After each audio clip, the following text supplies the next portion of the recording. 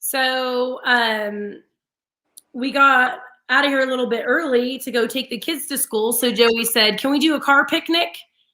If you're new, we do car picnics on Fridays. And I'm like, sure. So we get to the gas station, we get what they want. We get over to their school, and as soon as we get to their school, I realize that I'm about to have an emergency, right? And I'm like, oh, kids, we're a little bit later than we thought, so I should just drop you off. And Joey's like, no, come on, Mom. I just want to see you for like 5 more minutes. So I sit in the parking lot, and I hold it together, literally and figuratively, while they eat their little snack. And I'm like, I got to get home so bad. And then, of course, that's when I get behind one of those Final Destination trucks with all the logs and stuff. I'm like, oh my God, I have to go to the bathroom so bad. Get out of my way. So anyways, that's why we're late. Y'all are welcome for that story. Well, all right then. So in the 7 o'clock, we were talking about how you have 4 pages, a list that has turned into 4 pages of things you need to get done. Yeah, How big are these pages? Are they like regular 8x10 pages, or just a small notebook? Oh, it's let's see, where's my pages at? It is. He's doing that. I've been going through some stuff, and my house got way out of hand. So last night we went to go clean up the kids' room, and I literally sat down and just started like sobbing in the kids' room. And my poor son Joey was okay. So those are all household things you need to get done. Household and personal, just stuff, and it's everything. It's every little thing that I can think of that I need to do. And every time you look at it, it gets overwhelming, right? Yes. Okay, so getting advice from me is usually, well, I can give good advice. I just don't take my own. Well, somebody told me yesterday, I'm going to try this. Somebody told me to take every single task on here and put it on a sticky note, and put the sticky note in front of my work area. And then every day, instead of looking at the whole wall, just grab a sticky note. And do one sticky note at a time, and then as soon as sticky note. Out. My ex-husband used to compare it to balloons in a room. He's like, if you went into a room full of balloons, are you going to swing around and try to pop them? He's like the only adult in the house right now. Like last night, like Joey's like, okay, so no more eating in the bedroom, Layla. So when we're cleaning the room last night. So Joey has cracked down on the rule, no more eating in the bedroom. Okay. And then I said, we need to do your showers and your lunches in the evening and pick out your clothes for the next day in the evening. He's like, well, I don't like making my lunch the night before because then it gets soggy. And I go, okay, well, then you're going to get up and make your own lunch in the morning, or you're going to get hot lunch. And he's like, hot lunch it is. Let's do that then. And then last night I fell asleep because I've been having a problem not really being able to get out of bed. And he comes in, it's 9 o'clock. So I made sure the Xfinity's off. And then if you want to go, make sure Layla gives you all for technology. It's time for bed now. And I'm like, you're right. It's time for bed now. So Joey, yeah, he's keeping us in line. Okay. Mm-hmm. Yeah, I was Cindy, my daughter, ooh, she's so much like me. I was running your scenario by a friend of mine who's a special ed teacher, and they were telling me that because I have a lot of questions too, because being with my boys every day, our situations are different. You have a much harder scenario. You're with your my ex-husband is involved. My ex-husband is not a deadbeat dad. He sends his child to school. He sees his kids. But I have the kids the majority of the time, and I get tired. You're 2 states apart. It is what it is, and you have the majority, and you're tired. And I only have my children every other week, but I still had a lot of questions, a lot of things that I wasn't sure about, a lot of things that there some things that she handled the majority of. And my biggest takeaway from talking with this person is that, and I don't know why I never really keyed in on it. But was control and power. And the biggest takeaway that I got was in every scenario, these kids are looking for some sort of control or power, to feel like they have a control, some sort of control of the situation, so that we're not just stepping in and saying, well, this is how I feel. It's just the way it is. Like I'm hiding this, and it's just the way it is. And I mean, I just for me personally, I forget that at my kids' age right now, and our kids are the same age, but I forget that my kids like are young adults now, kind of, you know. And so like I'll be going through it, and I'll be having emotions, and I'll be wanting to keep that from them, and I'll forget that like they're 11. They know that I'm having emotions. They know that I'm having a bad day. And I can tell my son I'm having a bad day today, and he's gonna get it because he's already feeling it, and he's already trying to make it better for me because he doesn't understand what's going on. So I can tell him, hey buddy, I'm just having a bad day. Yes, you're correct. Because last night when I cried, all he did was cuddle me and stuff, and then he came back out after I called you and vented it out. He came outside. Are you okay, Mom? What can I do for you?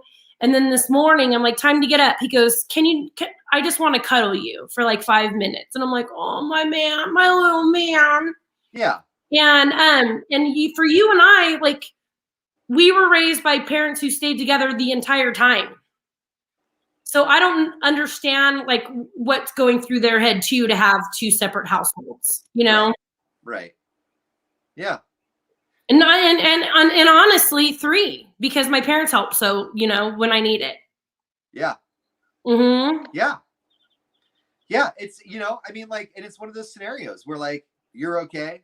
The children are okay.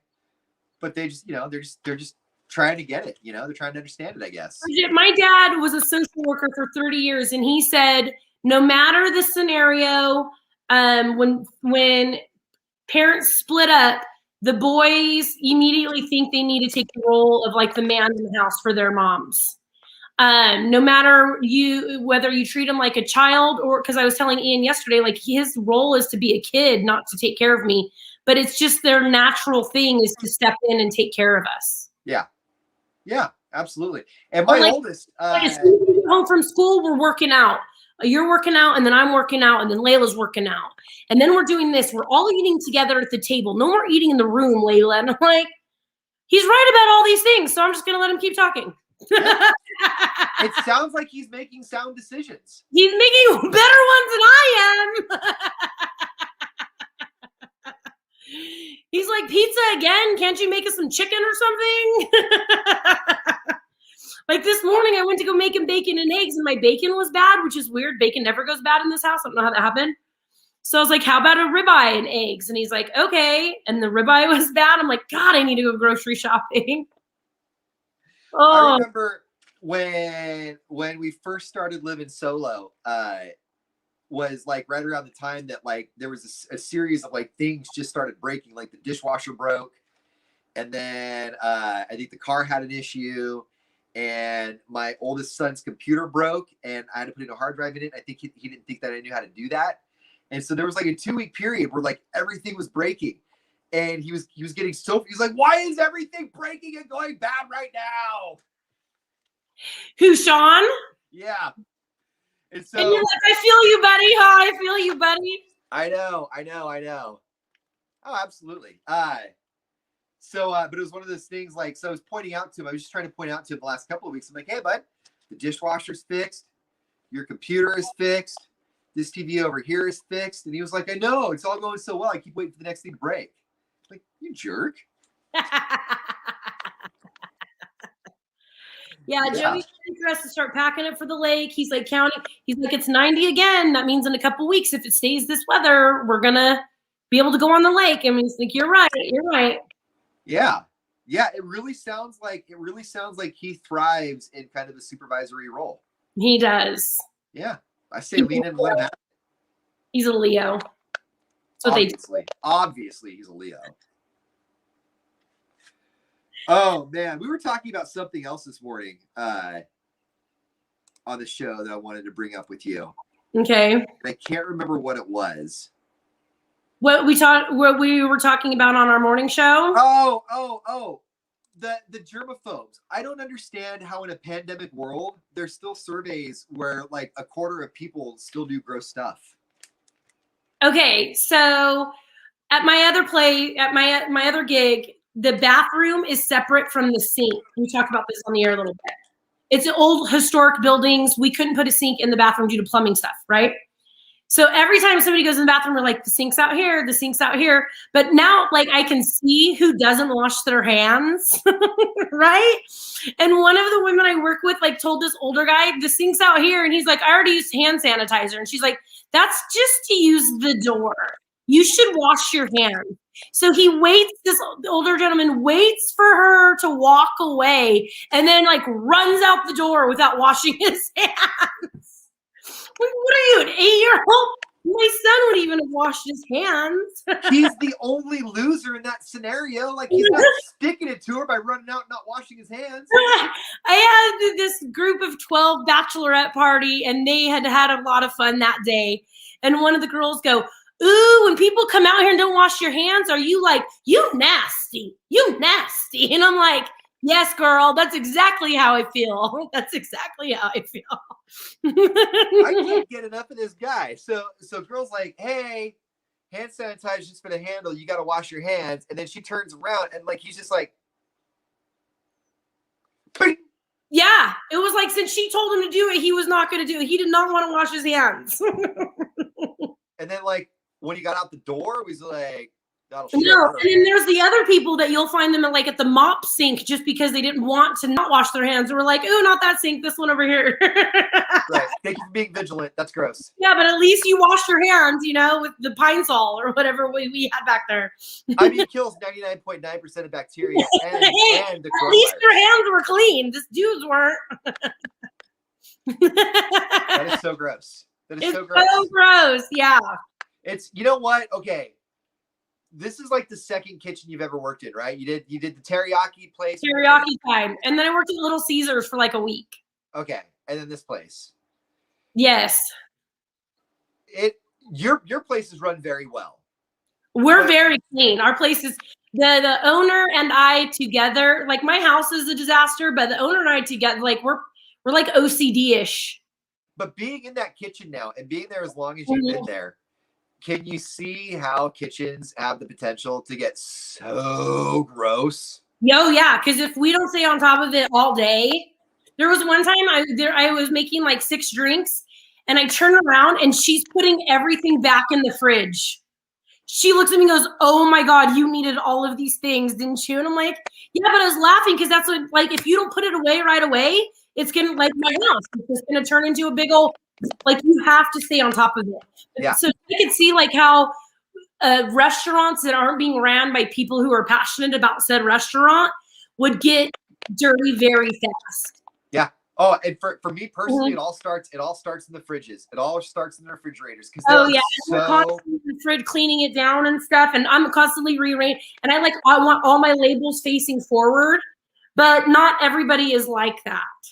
Because you'll run into restaurants or kitchens where they've got the walk-in fridge, and then if you walk in that fridge and look behind a couple of things, you'll find what they put there a year ago and just never took out.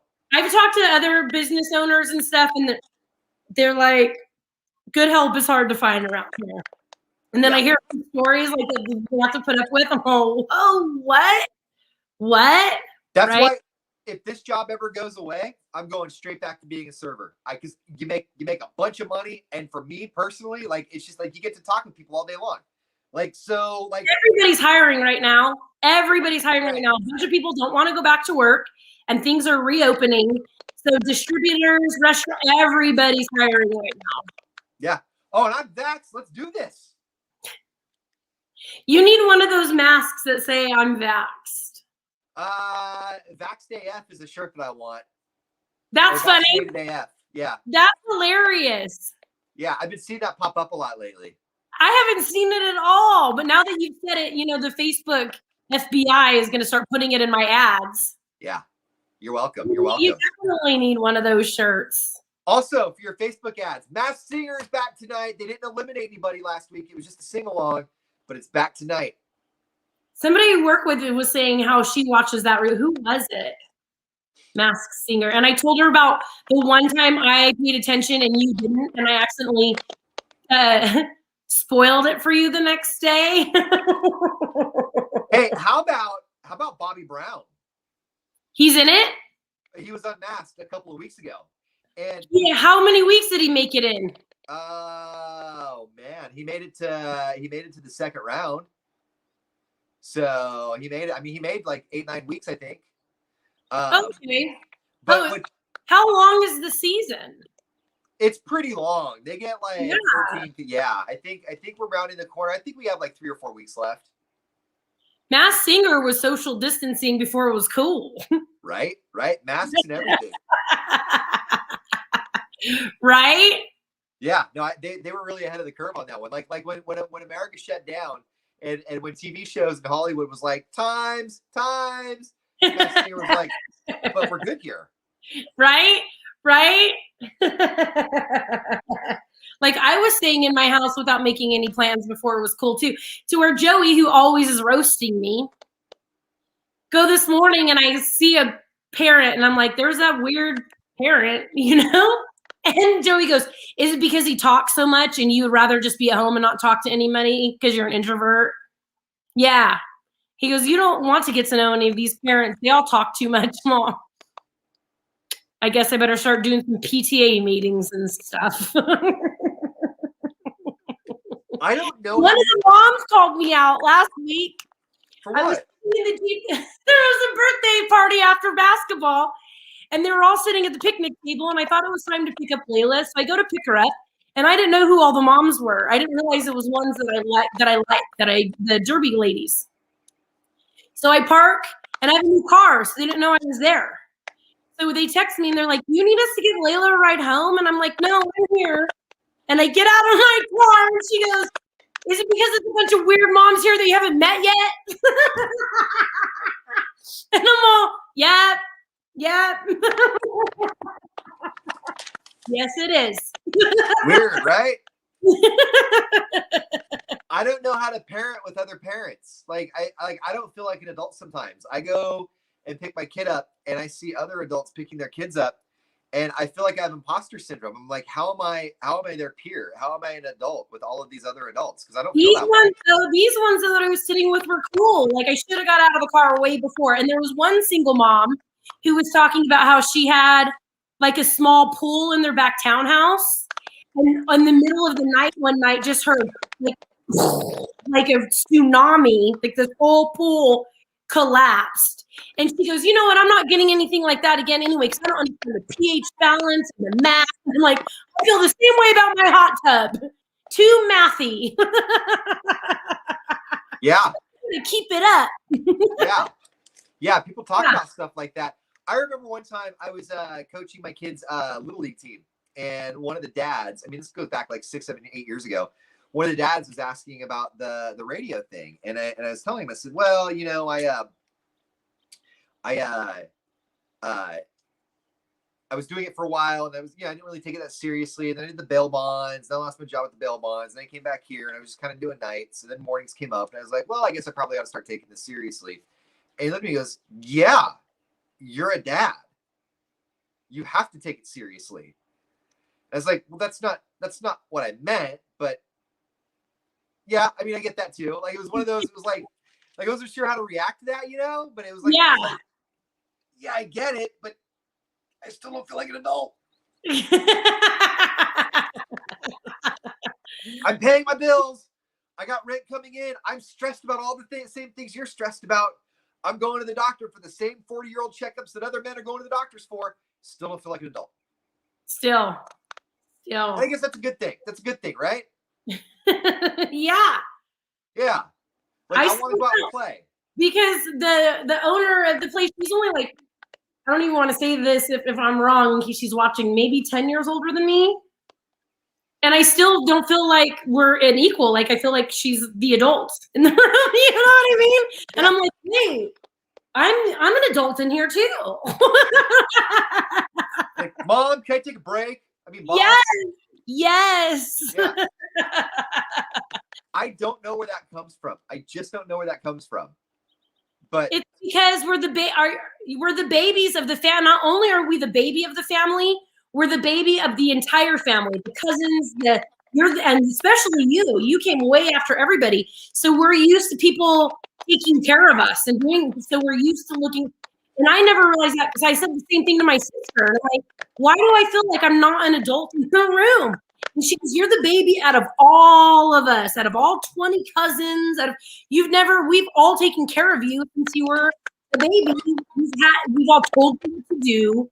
You've had to listen to all of us. Like, today's been very therapeutic. Like, you're the kid of the family, and now you're adult, and now it's time to act like one. You make a really good point. Like, my dad's side of the family, everybody was in their 30s. Even my first cousins, all my cousins were in their late 20s and early 30s before I was born. Yeah. So every holiday, every family get together, you're the baby. When I was 4 or 5 years old, food for you. They're going to help you get dressed. All those things. When I was 4 and 5 years old, there was my 32-year-old cousin. You know, like that's all I knew. Mm-hmm. So, yeah. You know what? And hey, you know what? If I'm 42 and I still feel like a kid, I'm cool with that. I really am. No, because I'm 41 and I want somebody to clean up after me. See, I embrace that as part of my kidness. I'm a messy kid. And you know what? My mom's not here to tell me to clean my room up, man. You're right. I'm looking around going, nobody's telling me how to make dinner. Right. So, yeah. I just want to go out and play. Oh, they all loved you. Do you know who this is? Is this one of your relatives? That's going to be one of your relatives. No. Oh. We love you too, Linda. We love you, Linda. All right, you guys. We'll see you. Okay. So things we're giving away, 25 grand. We gave a word out at 8 o'clock. We do another word out at 9 o'clock. Ciccarelli Jewelers, diamond and pearl earrings, just for qualifying for a $2,000 diamond necklace. What? 11 o'clock is when we're going to do that again. Okay. Asparagus Festival. It's not Asparagus Days tickets. Live concert, food. You get to see the humans again out into an event. Asparagus Days tickets. We have those on the air as well. Linda, if we are related, I hope that you and I connect on 23andMe one day. Oh, no. She just care. We care about you too, Linda. Okay. All right. Maybe we are connected on 23andMe. We don't know. Bye. We'll see you tomorrow. Bye.